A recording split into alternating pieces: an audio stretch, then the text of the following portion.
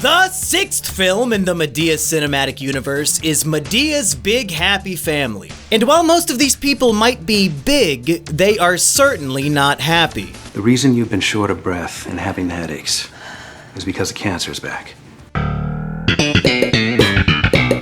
The year was 2011, and by this point in his career, Tyler Perry's plays had earned over $100 million, and his films had grossed over $500 million. By catering directly to Black Americans with his art, Tyler Perry had become a self-made millionaire. And now that he'd spent a decade on top, he was ready to condescendingly educate the community that made him rich by solving all their petty ghetto squabbles through the wisdom of the Madea character. In essence, this film is an exploration of the stereotypical issues facing the Black community, and the ways that Tyler Perry thinks his community should be dealing with these issues. It runs the whole gamut, from cancer and diabetes to baby mama drama and harassment from the police, bitchy wives and disrespectful children, unknown paternity that requires not one but 2 visits to Maury. Basically, if Google claims that an issue disproportionately affects Black people,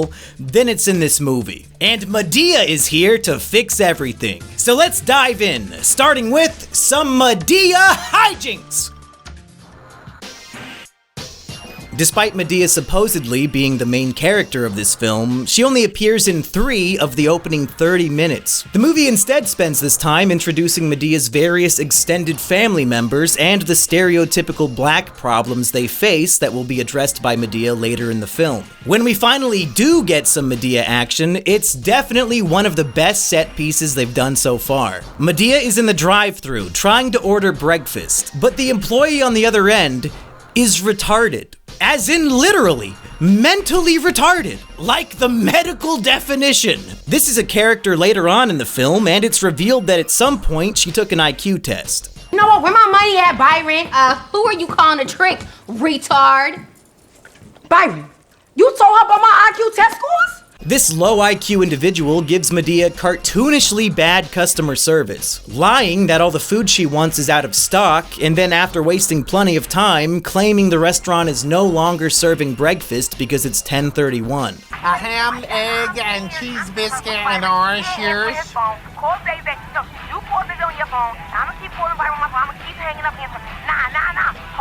Hello? It's hot as hell in this Cadillac, honey. I don't have no air conditioner. You have one in? I want a ham, an egg, and a cheese biscuit, okay? Hello? We out of here. You out of ham? Fine, then just give me a damn biscuit. It's 10:31, ma'am, and we just stopped serving breakfast. Hold the hell on, I've been sitting here for 15 minutes waiting on your... No, honey, no, I don't care. I want breakfast. And in what some people are calling cultural appropriation from Caucasian cinema, Madea becomes enraged and seeks vengeance against the breakfast denier. Where's my food at, honey? We out of egg, we out of ham, and we out of cheese and biscuits, so can you get out of line, please?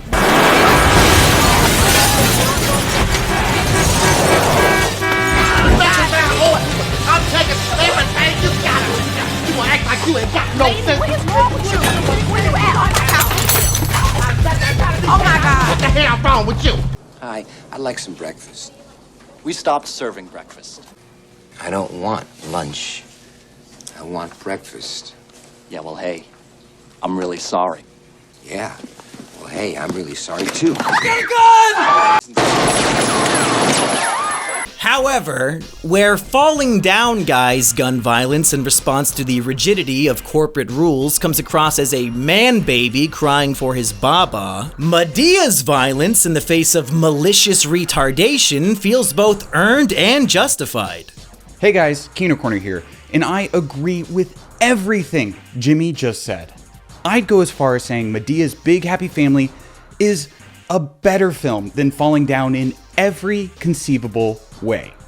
However, if you're looking for top-tier blaxploitation, I would highly recommend Tariq Nasheed's buck breaking. Meanwhile, back at home, Uncle Joe is watching Maury. This is what we in the cinematic analysis community here on YouTube refer to as foreskinning. After a story about a man who paid child support for a baby that wasn't even his, Joe becomes inspired to invent a MGTOW business called 1-800-CHOKE THAT hoe.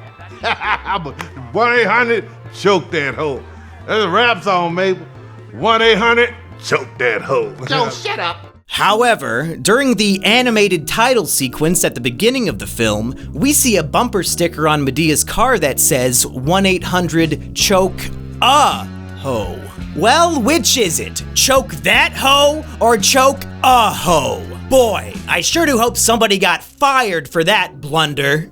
And that brings us to what I'll be calling the 6 degrees of inner city turbulence. These are the 6 categories of the plagues facing the black community that are being addressed and solved by the film. And as you may notice, racism is not one of them. Tyler Perry is instead hyper-focused on the issues of the black community that are coming from within. The 6 degrees of inner city turbulence are disease, baby mama drama, bitchy bitches, disrespectful kids, getting arrested for committing crimes, and unknown paternity. Degree number 1, disease. The opening scenes of this comedy film take place in a hospital where a doctor is diagnosing middle-aged black people with life-threatening illnesses. On one hand, we've got Shirley, Madea's niece, who is diagnosed with untreatable cancer and given only a few weeks to live. The reason you've been short of breath and having the headaches is because the cancer's back.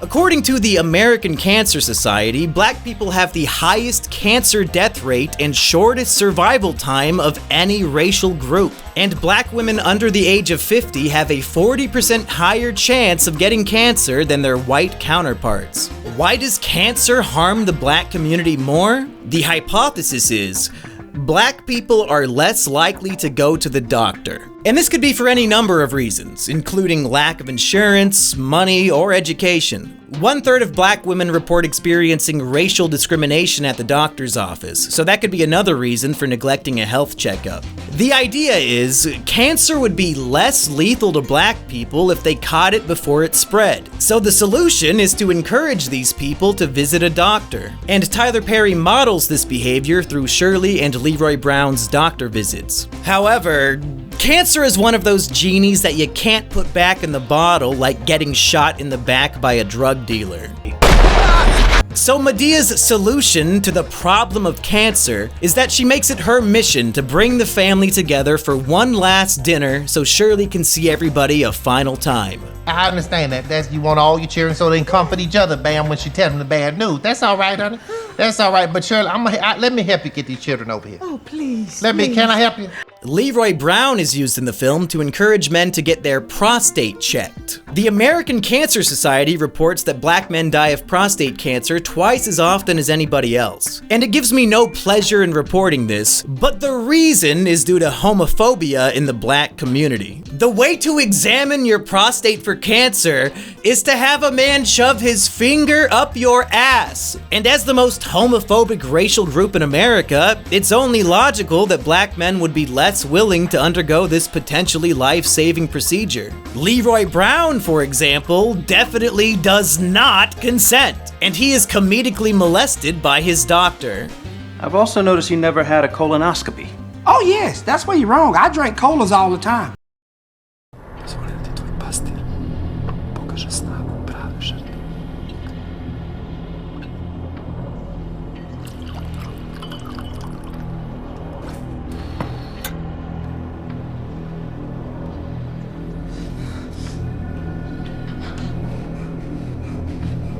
The other end. You talking about my beginning and the end? Yes. The devil is a lie. You can't be back there like that. Wait, doctor. Get him, doc. Wait. I'm new. Please.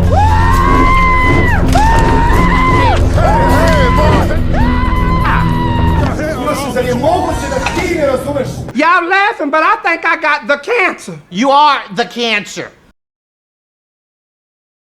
The final black health issue addressed by the movie is obesity-induced diabetes. Leroy had originally visited the doctor for a diabetes checkup, and his doctor grills him about his poor diet. I know what he ate. He ate 10 pieces of bacon, 3 eggs, a biscuit, and a pork chop with jelly and orange juice.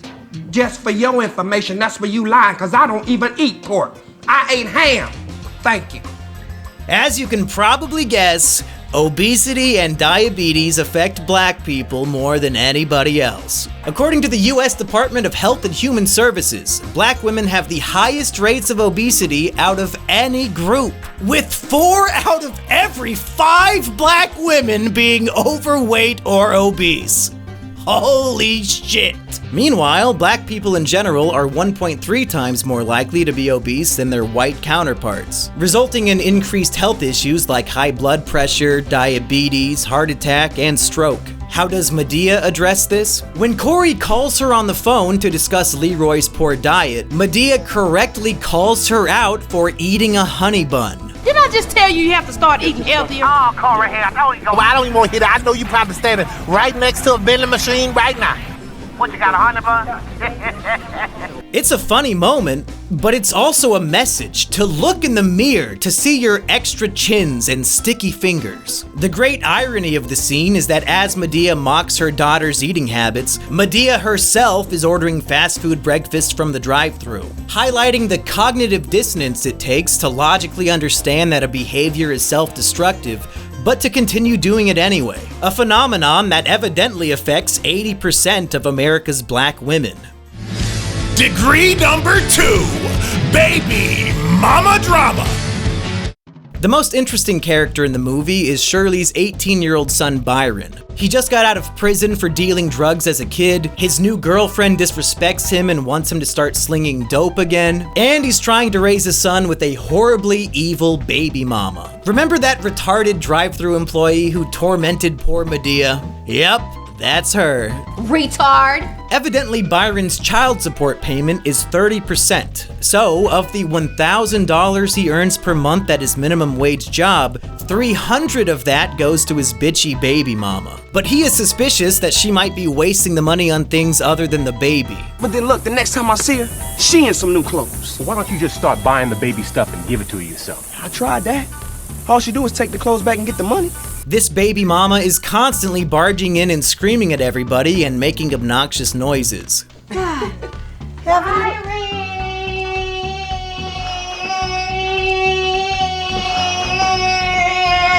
What is that? That's the baby mama from hell. Look, take this baby. I got somewhere to go. And at one point, she reports him to the police for unpaid child support, and they just show up and arrest him for the night. So what does Madea do to fix this? She accuses the girl of being ghetto as hell and tells her to leave. Cause you ghetto as hell. Hold on. Who's she talking to? We're having a very private family moment right now. You need to take that little baby and y'all come on back some other time. Now go on now. It might not seem like much, but this is the 5th time it happened in the movie, and nobody had thought to do that before. The message of the second degree is clear. There is no room for ghetto-ness. And if you think someone is beneath you intellectually or socially, cut them out of your life with blunt insults. Retard. Degree number 3, Bitchy Bitches. Keep in mind, I did not invent this list. This is literally just me describing the events of the film. So imagine these more as Tyler Perry's lens on the world. Anyway, all the married men in the movie have horribly, cartoonishly bitchy wives. Harold comes home from a hard day of working as a mechanic with a bouquet of flowers for his wife, and she is comically ungrateful. Happy anniversary, Betty. You think I want some flowers you just picked up on the side of the road? Ain't no thought put into that, Harold. Happy anniversary. Why would I want to spend an anniversary with you? There's nothing happy about the years we've been together. Tammy, I'm trying. Why is she so viciously angry? Because there were dirty dishes in the sink and she wrongfully thinks he did it. Yeah, I'm trying too. I'm trying to get the hell away from you. And why'd you leave those dishes in the sink there before you left? What? I didn't leave no place. What is Madea's solution? Well, it's a bit of a black pill. Madea tells him he's too much of a nice guy, and he needs to earn his wife's respect by putting his foot down and being aggressive like a real man. Harold, the only reason this woman is talking to you like that is because you let her put your foot down, stand up and be a man in your house. Be a man. Be a man. You gotta stop being mean to me, Tammy. Harold, you got to stop acting like we don't have any problems, because we do. And if we don't clear this up, we are... You got to stop telling me what I got to do. You're going to stop being mean to me. You got it? You got it, Tammy, huh? Yeah. I'm sorry. Now sit your ass down. You heard me? That's right, it's gonna be a new day around here. HJ Will, get in here, clean. I'm glad I'm here. I got all this straight. Dick, I'm so glad you're here. You got all this straight. Again, Tyler Perry wrote and directed this, not me. So save your shitty comments for the Letterboxd review. Degree number 4, disrespectful kids. This one is connected to the previous one. Basically, the hypothesis here is that kids will be disrespectful and nasty to their parents if they observe that behavior from their parents. And since poor Harold's wife is constantly talking shit to his face, his sons feel emboldened to do it too. Hey man. What's up, punk ass? Did you bring me something, huh? Did you do your homework? No, fool. Madea solves this by explaining it pretty explicitly to their faces. And she also slaps the shit out of the children when no one is looking. What you looking at, old lady? Hey, stop. Hey, stop. Come on, hey. Oh, come on, man. Stop. There's that classic Madea hijinks that somehow never gets old. Although they might be running out of original ideas for the child beating scenes, as this one is basically an exact copy of the school bus scene from Medea's family reunion. Shut up, old lady! Degree number 5, getting arrested for committing crimes. So Byron spends the night in jail due to his baby mama child support drama. And due to this, he's late for his shift at work. And unfortunately, his black boss has no sympathy for a brother. Please, please, don't do this to me now. You was the only person to give me a shot when I got out. Your chances with me, they've run out. I'm sorry. I'm gonna have to let you go. You're fired. So this is obviously a shitty situation. Byron was trying his best at the only job he could get as a felon, but it paid so little that he couldn't afford his child support payment, which led to his arrest, which caused him to be fired. This unfair situation made me wonder what advice Tyler Perry could possibly write to help a young man like this. Well, lucky for Byron, Madea is driving up just as he's been fired. And he explains this unfair situation to her, and she looks him in the eyes and says this. And pull your pants up. Why the hell you got your pants on the ground? I don't know what the hell wrong with y'all young boys with these damn pants hanging down to your knees. That don't look good. You look like a fool. That's probably why you got arrested. You can't run from the police like that. I want to meet the jackass that started pulling his pants down and then everybody started following him. Why can't you lead and let everybody follow you? Pull your damn pants up. Look like somebody. Powerful stuff. Tyler Perry definitely isn't a condescending bastard smirking down on the filthy peasants from an ebony tower. Degree number 6, unknown paternity. The final degree of inner-city turbulence is what made Maury a millionaire. Hoeing hoes who don't knows who they baby daddy be coming up to Maury for a test of paternity. Remember when I said Byron was Shirley's son? The lie detector test determined that was a lie. Shirley's daughter Kimberly had a rape baby at the age of 13, so Shirley was given Byron to raise as her own. Unfortunately, this dark secret was revealed through an emotional outburst during Shirley's final family dinner, so the bitter truth of Byron's birth was not well received. Why, Kimberly? Are we too ghetto for you? You don't eat greens and cornbread no more? No, Mama. I'm not jealous of you. I'm not the one who got pregnant at 13 and had Mama to raise my child. Tammy! How does Madea address this? She just chews them out for revealing the information in an insensitive way. And ultimately, Byron realizes that your real mother is the one that raised you, yada yada yada. But even God is guilty of sin. Despite being the messiah of black people and delivering them from their own evil, Madea herself has committed this degree. After getting her blood work back from the hospital, Corey learns that Leroy Brown cannot be her real father. When confronted with this, Madea admits her sin. Who's my daddy, Madea? Charlie Brown ain't your daddy. I don't know who it is. Madea, how could you not know who my daddy is? I hate to tell you this, honey, but your mama was a hoe. I was a hoe. I put the H in the O in hoe. This storyline culminates in the film's final scene, a visit to Maury where the truth is exposed on national television. And this is what Madea had to say to my producers. Brown is a low-down dirt. He is a liar. He is a cheater. He ain't never did like he's supposed to do for Corey. I've been trying to tell you, you is the daddy. You the daddy. You the daddy. This is your baby. This is your... In the case of 58-year-old Cora Jean Simmons, Brown, you are not the father. Madea's fraud is on display for the world to see. The ghetto-ness she preached so strongly against was now being highlighted upon her for an audience of millions of America's least employed citizens. And her mind breaks. The film ends with Madea hysterical and terrified, rolling around on the ground backstage while Maury attempts to console her. The final shot of the movie reveals Joe watching and laughing at the televised humiliation of his sister.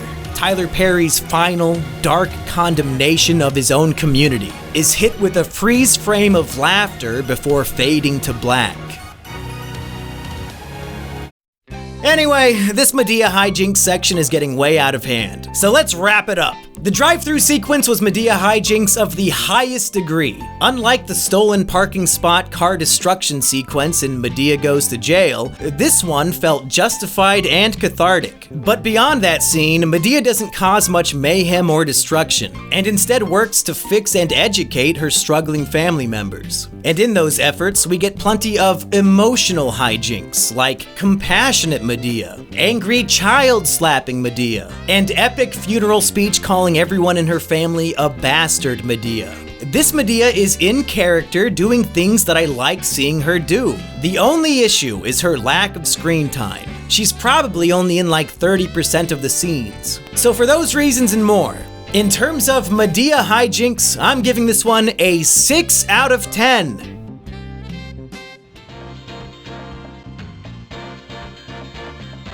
There are a few long, stretched-out comedy scenes in this film that didn't work for me. Specifically from Joe. He's got this joke that the kitchen floor must be screaming in agony because Madea, Corey, and Leroy are all standing on it. Now that's a fine fat joke, but Tyler Perry as Joe must have thought it was really fucking funny because he keeps repeating it and elaborating on it through laughter and tears for a full 5 minutes. Y'all don't hear that? Hear what? That's the flow. It's talking, listen. Help me. It's saying that because it got all y'all big asses standing on that float.